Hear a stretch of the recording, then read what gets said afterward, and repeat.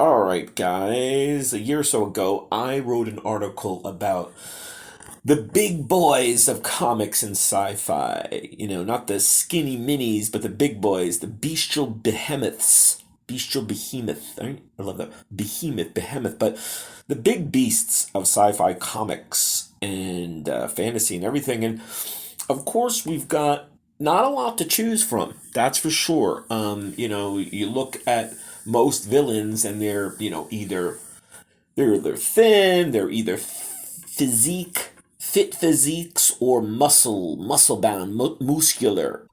They're not big and beautiful, big and bad and beautiful, and chubby and bulky and burly, but some are. And of course, to start off with, you would have to go to Kingpin, right? That is Wilson Fisk, first really Spider-Man's main villain, and then he became really Daredevil's, and he's much more associated with Daredevil now. But he certainly is one of the big boys, and sometimes the comics, wow, they depict him as like 500-600 pounds or more. Other times maybe 300-400 pounds, and I guess most of that is supposed to be muscle, but it all can't be muscle. But so he's definitely sort of the number one, numero uno, in terms of size and fearsomeness. But then we have, of course, the Blob, and the Blob is a member, is a member of the Brotherhood of Evil Mutants. Frank Dukes, he's a mutant, and he's big in every way. It sure works for him. And one of his main powers is his ability to direct a gravity field.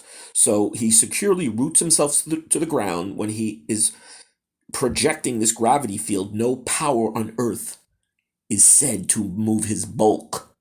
Talk about, rooting yourself in line at Mickey D's or the supermarket, right? And then we have another X-Men, or from the X-Men, he's another baddie, and that's Juggernaut, Kane Marco, of course, Professor X's half-brother.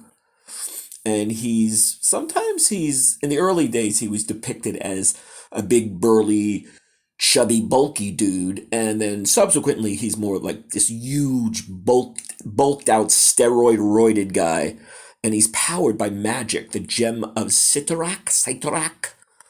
So that is definitely, his main power, and he can just never be stopped. While the Blob sort of just sticks to his ground, he stays his ground.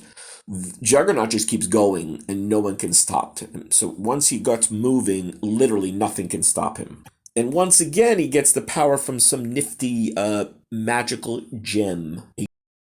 And next, we have Lobo. Alien bikers from Mars, anyone? They keep talking about the new Superman. I guess I heard this morning Superman Legacy's coming and all, and I want to see Lobo. Now, there was a rumor, I don't think it's been confirmed, that Jason Momoa, who usually plays Aquaman, he was going to become the new Lobo. So I don't know where that stands. I don't know if it's just a total rumor. I think he would be great for it. I still love him as Aquaman though, so we'll see. But he definitely is a big guy. He's much more muscular than bulky, burly, chubby, but he's a biggie, and he's one of Superman's foes. But then he becomes sort of an ally in ways, and he can go many, many ways on his space hog. And then, of course, we have Jabba the Hutt. Probably the biggest. This is the biggest boy, or the biggest lizard, the biggest creature. And, he's humongous. You'd have to say he's well over 1,000 pounds. The mammoth monster, of course, from Return of the Jedi. And he's probably the most sort of, bestial creature that I guess George Lucas ever created. Of course, he takes Princess Leia captive, and he's just one big, chubby, big worm. And we can't help but kind of chuckle when he's around, ho, ho, ho, solo, ho, ho, ho. And finally, we have the Pakleds, and that's from the Star Trek universe, Next Generation era. And they are big, chubby, burly guys that sort of, we don't really know what they're about. They just they go into space. They need things to make them go. And that's the kind of, charming and interesting thing about them. They don't really have motives, so to speak. They just traveling around, exploring, I guess like a starship, like a Starfleet starship.